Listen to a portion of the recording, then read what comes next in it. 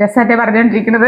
കുട്ടികളുടെ രസം. കുട്ടികൾ എന്ത് കാട്ടിയാലും രസം. ചിരിക്കാനുള്ള അവസരങ്ങളൊന്നും നമ്മൾ നഷ്ടപ്പെടുത്തരുത്. കുട്ടികളുടെ ഓരോ കുസൃതിയും എന്തൊരു രസമാണ് അല്ലേ. അവരത് നമ്മളെ ചിരിപ്പിക്കാൻ വേണ്ടി ഉണ്ടാക്കണതല്ല, സ്വാഭാവികമായിട്ട് അവരുടെ ഉള്ളിൽ നിന്ന് വരുന്ന കുഞ്ഞു കുഞ്ഞു രസമുള്ള വിഡിത്തങ്ങളാണ്. അപ്പൊ അത്തരത്തിലൊരു കുഞ്ഞി വിഡിത്തം പറഞ്ഞുതരാം. വിഡിത്താണോന്ന് അറിയില്ല, നമുക്കത് വിഡിത്തമായി തോന്നും. അപ്പോ വീടും പരിസരമാണ് വിഷയം. ഡ്രോയിങ് ക്ലാസ് ആണ് പതിവ് പോലെ. അപ്പൊ വീടും പരിസരവും വരയ്ക്കാൻ പറഞ്ഞു. അപ്പോ മോള് വേഗം വരച്ചിട്ട് ടീച്ചർ കൊണ്ട് കാണിച്ചു. നല്ലൊരു വീടുണ്ട്, പിന്നെ മുറ്റത്ത് 1-2 ഇതൊക്കെ ഉണ്ട്, മരങ്ങളൊക്കെ ഉണ്ട്.